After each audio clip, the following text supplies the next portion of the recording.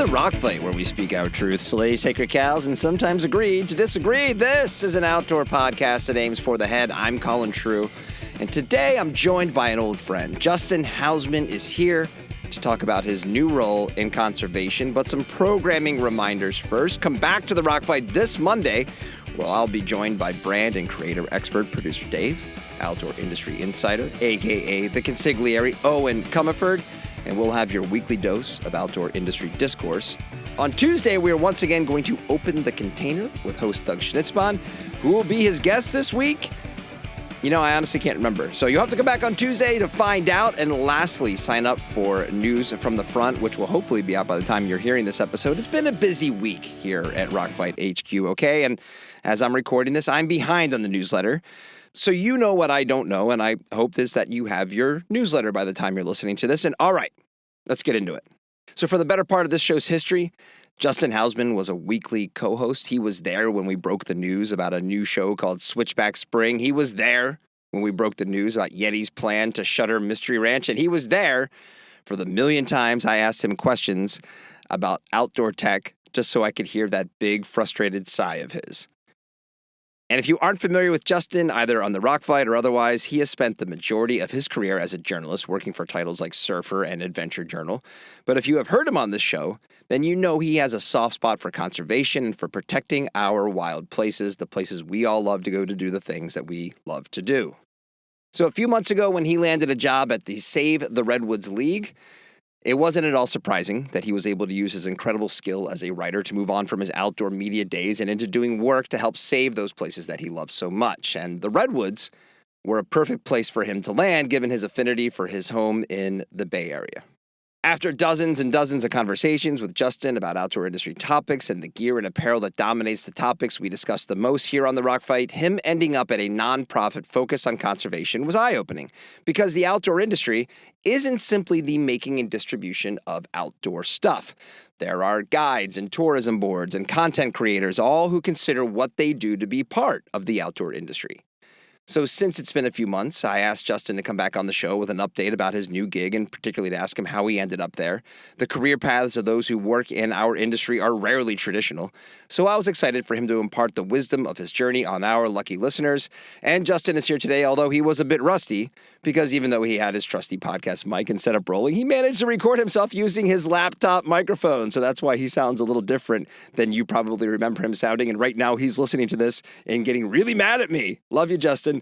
So let's get into it. Welcome back to the Rock Fight, where today it's the side of the outdoor industry we rarely discuss with our guy, Justin Hausman. And that's coming up right after a few words from our partners.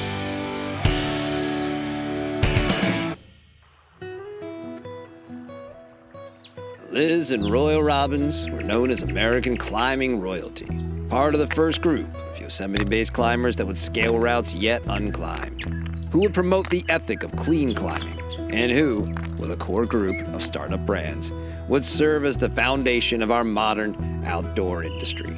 From their very first pair of shorts that could boast a true climbing functionality, Royal Robbins has become synonymous with comfort, versatile wear for the modern adventurer. From Rockcraft Productions coming spring 2026 to a specialty store near you, Royal Robbins presents Being Royal Robbins. It's the story of how the Royal Robbins men's desert pucker became an icon and spawned the new Camino pucker. And it's the story of how an innovative brand launched mosquito protection technology to keep you protected without the use of chemicals, and why the Salif hoodie is possibly the most unique hoodie in our outside world.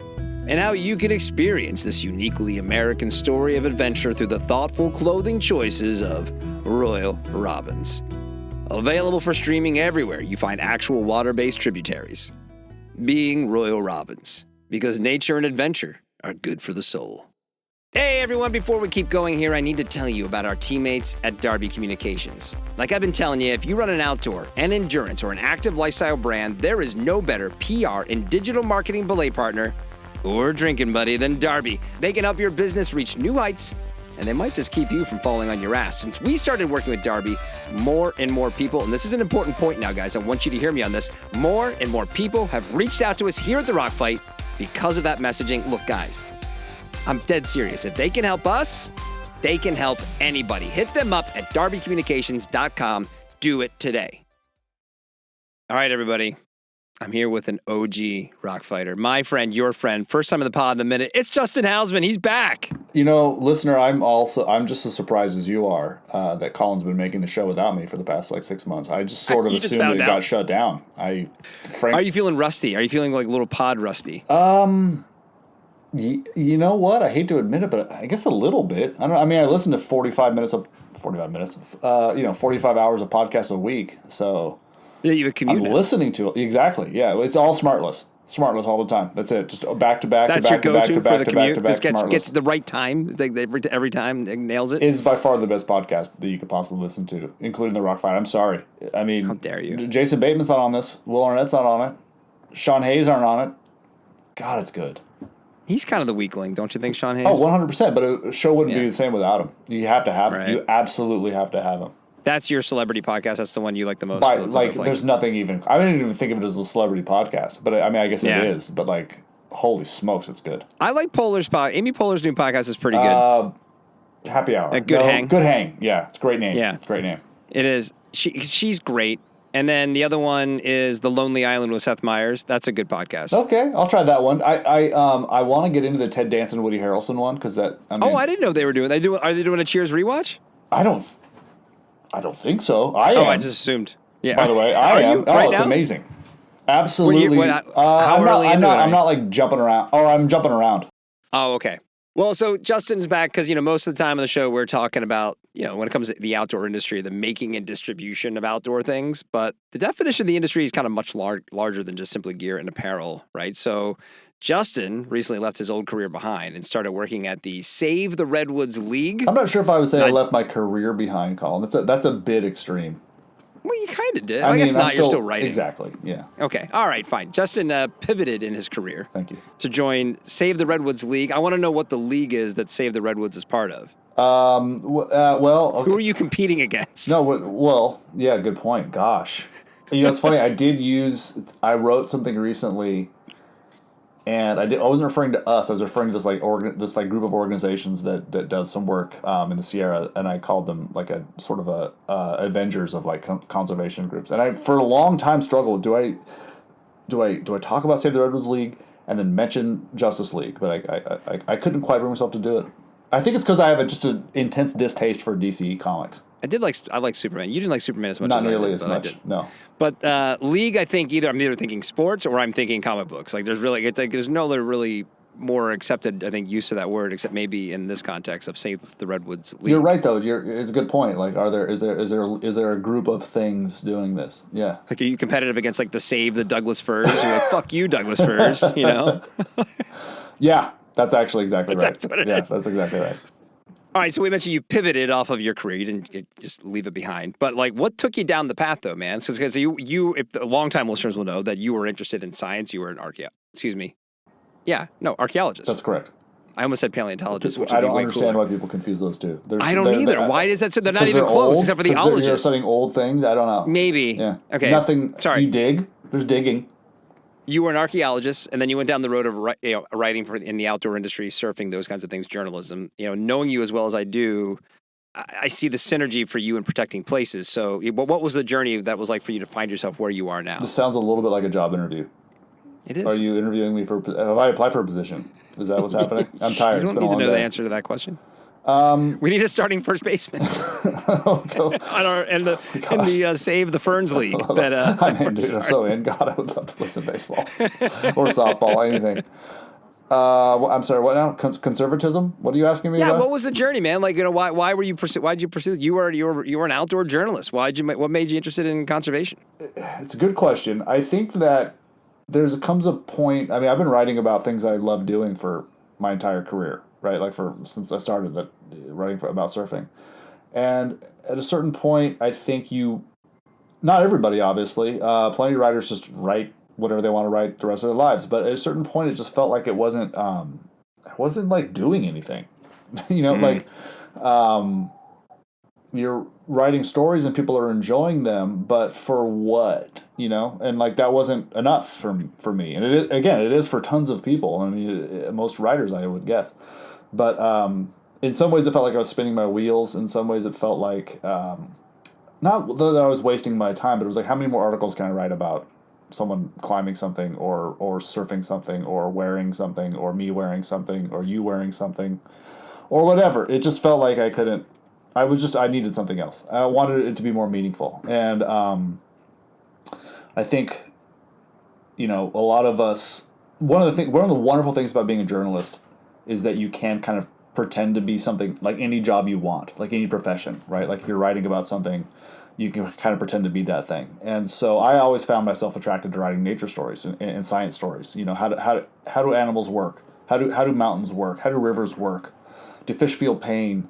Like all whatever, just anything like this. And so, in retrospect, you're like, gosh, I wish I could have gone back to school to become, or I guess, I wish I'd studied like biology, or I wish I could have become like a fisheries biologist, or I wish I could have become a forester. Instead of archaeology. Yeah, I didn't even study that. You don't need. Turns out you don't need a degree in archaeology to be an archaeologist. Hot tip, kids. It's like at a certain point, it just became, clear to me that I cared more about trying to save the places that I love than I did telling people how great they are. If that makes sense. Dude, I guarantee you, in the hundreds of episodes you did with me, that we talked multiple times about not only the sea of sameness of outdoor stuff, but probably about outdoor journalism too. Yeah. Right. I mean, it is a little, and that's not really to put the blame on anybody.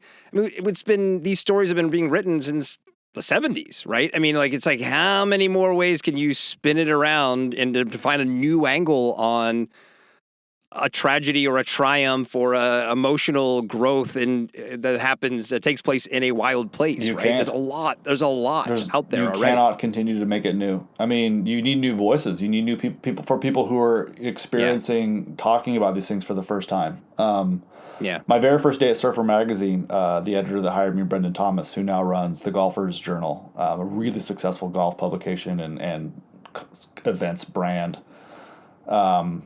Podcast probably, almost certainly. Anyway, but he was the editor of Surfer, and he hired me. And during my very first day, I went down to San Clemente to meet everybody at the office, and he made some sort of reference to, we make 12 issues a year. This is back when it was a monthly. Yeah. And there's only so many ways you can wrap a burrito. And like that's always stuck with me. It's like that's the thing. I mean, I don't even know if he came up with that, but it's like that's true. I mean, how many times can you say, and we looked at maps and we found a point that nobody had surfed before, and we showed up and the waves were perfect and we were ripping. It's just like, dude, I mean, right. And it's choose your own adventure, but there's only like 3 choices. Kinda, and it's like that's the same way with outdoor journalism more broadly for me anyway. I'm sure anybody out there who's doing it understands. I mean, it's like there's really you can tell new stories about new people. To the scene, right? Like someone's doing something interesting, no one really knows who they are. There's a story, that's great. But anyway, I don't even think it would have mattered. It just felt like I wanted action. I wanted to be doing something that was meaningful to me, and especially because I live in Northern California and our organization is based in Northern California, and most of our work is in Northern California. So it's like these are places that I dearly love, and I get to actually have a hand in directly protecting them and restoring them and all the work that the league does. And it was just a really, very obvious attraction to me. I mean, it's so important to write stories that illuminate and they get people interested in the outdoors and they get people interested in these sorts of things. I mean, of course it is. Yeah. And that's very worthwhile, and it can be just as meaningful. I just wanted a more direct hand in it. Well, I want to talk about what you guys do specifically there, but before we get to that, like, you looked at a few different things along the way, right? I mean, you looked at some mountain biking kind of conservation groups. So there are definitely a few things that you were interested in. What was intriguing about the different ways you could build a career in conservation as you were sort of looking at the landscape? You ultimately landed in a place that makes a lot of sense, but you were thinking about this for a while. So like, what was, as you were sort of like looking at this career pivot, what was intriguing about that? How did that fire get fueled by looking at, what you could be doing in a role like this? Literally entirely the fact that it's, at least for my what drew me to this organization in particular, entirely is just because the Redwoods are my favorite place in the world. I mean, that's why I live where I do. It's, and so it really is that simple. And the organization is fantastic. I mean, you look under the hood a little bit, and you're like, oh wow, they're like telling wonderful stories about these places. They're trying to connect people with these places. They're trying. I mean, obviously they're protecting and preserving these old growth forests and helping restore redwood ecosystems and all these sorts of things. But at the same time, making it like something like you want to do, right? Like it's a very people oriented organization. Okay, so what does Save the Redwoods do? Like, what is, I'm not saying it's one for one that this conservation group is the same as any other one, but like, you're saving the redwoods. Clearly, it's in the name. To your point, it's like this is a special place. How does that work happen? Like, what do you guys do? Well, it kind of depends. So, we have like 3 pillars: protect, connect, and restore, which are kind of the mainstays of the organization at the moment.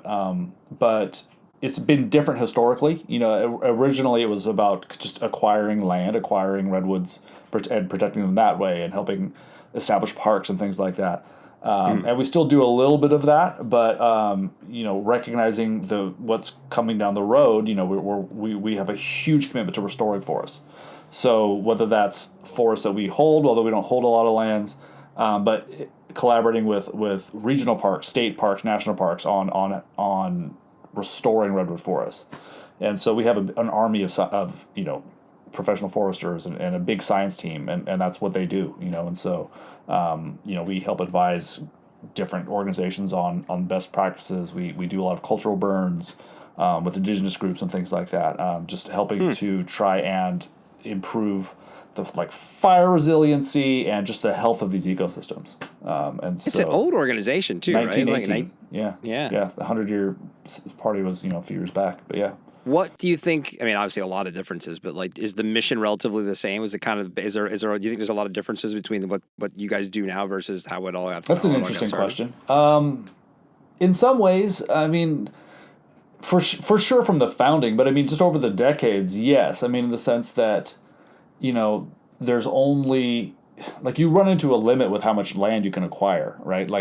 One of the things that over the decades, the league has protected something like 220,000 acres of redwood forest, which is a huge amount. We'd like to get that to like 800,000. That's our 100-year plan. But at a certain point, land acquisition only goes so far, and so we've, I would guess that now versus 40 years ago, our science program has really developed in terms of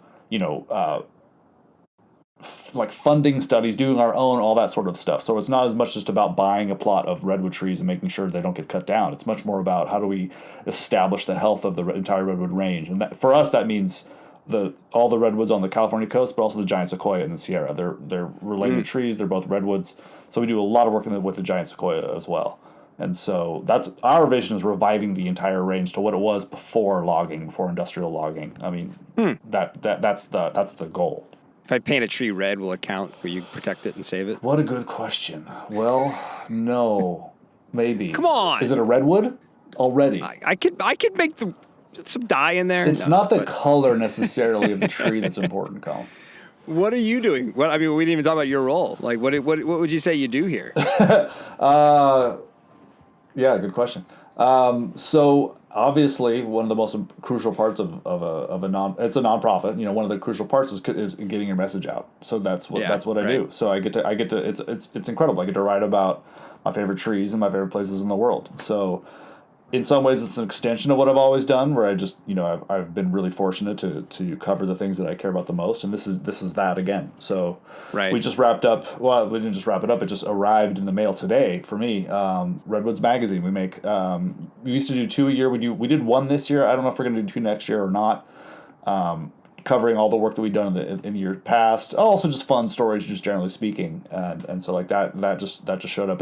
We give it out to all of our members. So, if you want to read more of my work, become a member of Save the Redwoods League, you get the magazine in the mail. Is it, well, we just got done saying that there's no more outdoor stories to tell, right? So there's clearly stories to tell from the conservation world, though. Yeah. It's a little different because it's purpose-driven. For 100%. Yeah, and it's not like, that's the other thing, too. It's not like a daily fire hose of news that you either have to cover or are responsible for pumping out. We tell a story when we need to tell a story. Are you hoping Killian Jornet eventually climbs a redwood so you can write about it? The worlds collide. Yeah, he climbed all the redwoods faster than anyone's ever done it. I mean, that would be pretty. That would be He's pretty probably already amazing. done that. Let's be I'm sure. honest. You know, Yeah. he just didn't decide to talk about that one. No, there's so much. I mean, I mean, there's people study these forests their entire lives. You know, so there's just so much, and it's just different. It's not, you know, it's hard to explain. Everything about it is more meaningful and impactful, and there's a reason that you're writing every story. Rather, you're not chasing traffic. You're not chasing clicks. Nothing like that.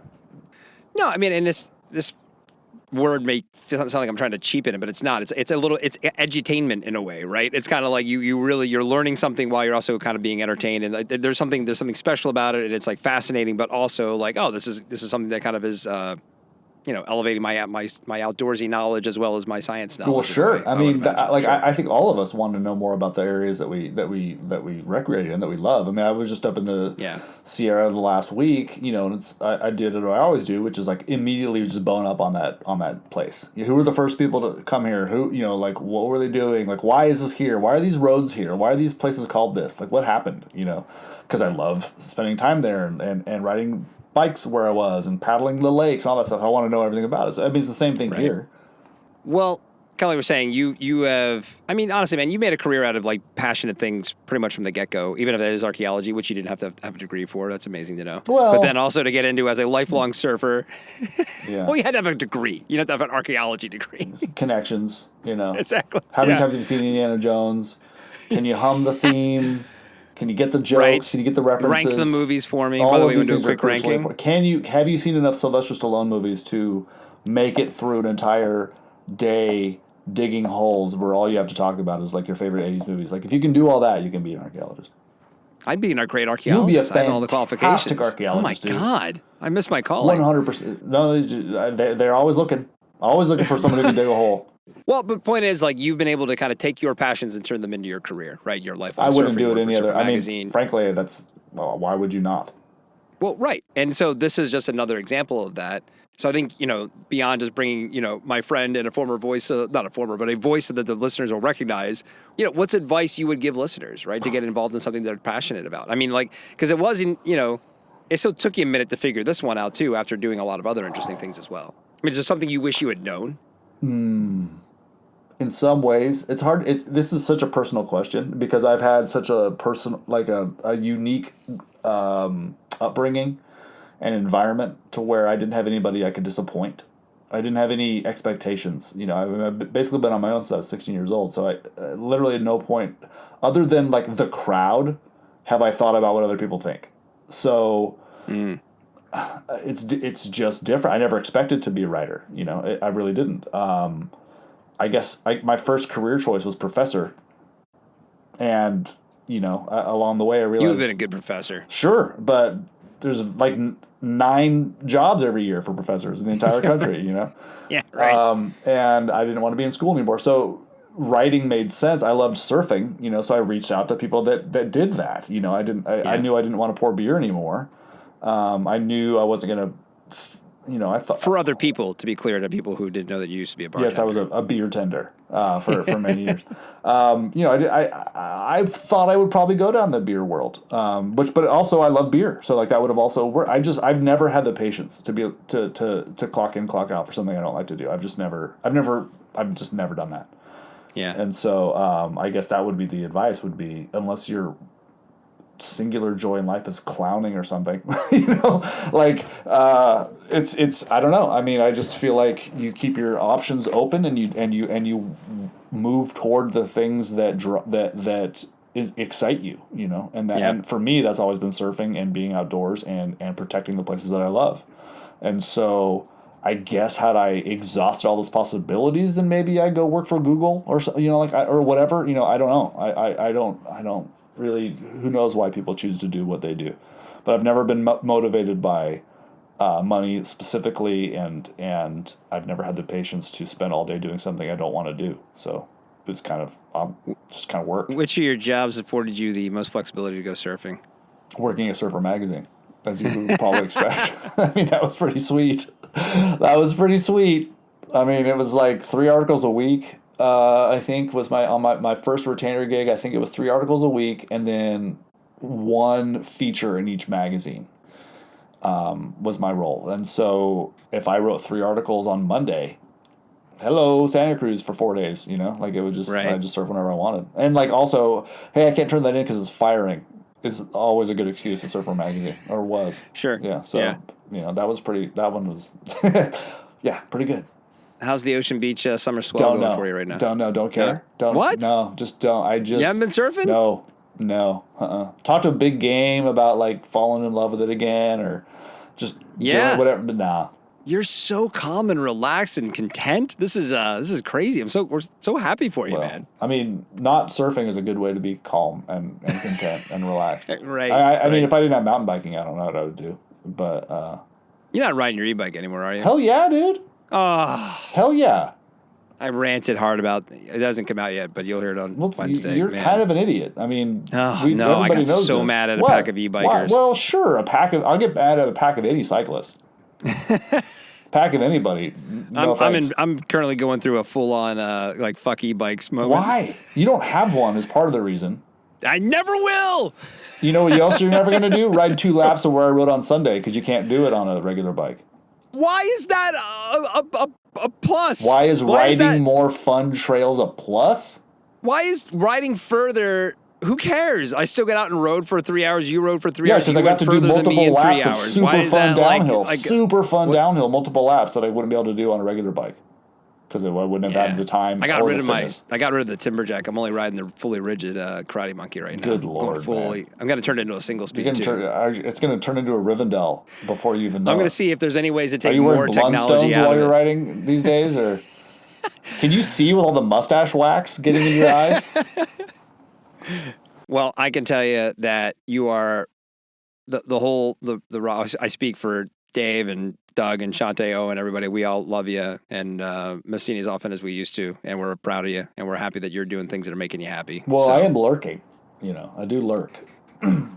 Hey, man, you swooped in on my LinkedIn page this week. It was great. Yeah, I'll do that from time to time, and I'm listening to all the shows. So, you'll get notes. Yeah. I'm kind of saving all my notes for like a 6 month. Justin's not. You're going to be hearing Justin again. Don't worry.